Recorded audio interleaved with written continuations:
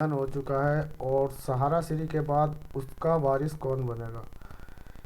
यहाँ दोस्तों किसके हाथ में जाएगी सुब्रत राय के साम्राज्य की कमान और 13 करोड़ निवेशकों को कौन देगा पैसा। बड़ी अपडेट जो दोस्तों आपके लिए लेकर आए हैं। सहारा श्री के निधन के बाद जो बड़ा सवाल खड़ा हुआ है वो ये है कि सहारा श्री के बाद उनका वारिस कौन होगा, किसके हाथ में जाएगी सुब्रत राय की साम्राज्य।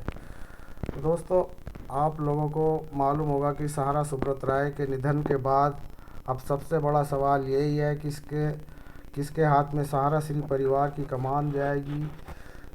छवि राय और सुधीर चंद राय के घर जन्मे सुब्रत राय। सहारा का विवाह सपना राय से हुआ था। सपना कंपनी में ही काम करती थी। उनके दो बेटे सुशांत राय, सीमांत राय हैं। सहारा ग्रुप की वेबसाइट के अनुसार फिलहाल कंपनी का नेटवर्थ 2.59 लाख करोड़ रुपए है। सहारा श्री ने कभी अपना उत्तराधिकारी घोषित नहीं किया था। फिलहाल कंपनी ने भी इस बारे में कोई जानकारी नहीं दी है। क्या क्या है सहारा के पास। सहारा समूह की तरक्की कानूनी विवाद में फंसकर रुक गई थी। हालांकि कंपनी के अनुसार सहारा ग्रुप के पास 9 करोड़ निवेशक हैं। कंपनी में 5000 से ज़्यादा ऑफिस मॉल बिल्डिंग भी है। देश भर में उनके पास अरबों रुपए की ज़मीन, देश विदेश में होटल, घर हैं। कंपनी ने real estate, finance, infrastructure limited, entertainment, health care, hospitality, retail और इंफॉर्मेशन टेक्नोलॉजी सेक्टर में अपने पैर पसारे थे।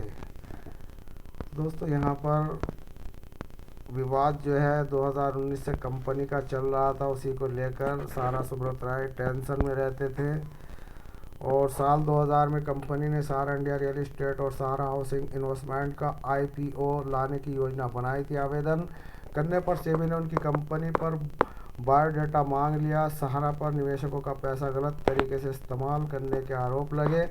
सेबी ने आरोप लगाया कि दोनों कंपनियां 3 करोड़ निवेशकों से 24,000 करोड़ रुपए जुटाए गए, जबकि इनके शेयर बाजार लिस्टेड नहीं है। यानी कि यहाँ पर जो शेयर बाजार थे वो लिस्टेड नहीं है। सुप्रीम कोर्ट ने उस पर 12,000 करोड़ का जुर्माना भी लगाया गया। आदेश का पालन न करने पर उन्हें 2 साल की जेल में भी जाना पड़ा।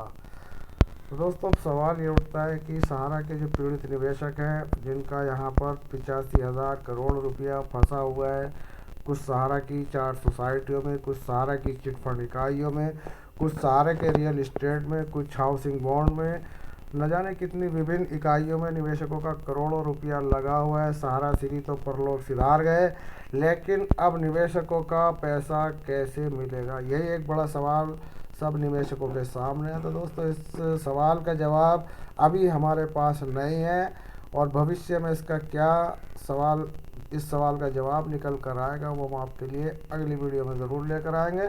तो दोस्तों मिलते हैं किसी नई अपडेट के साथ।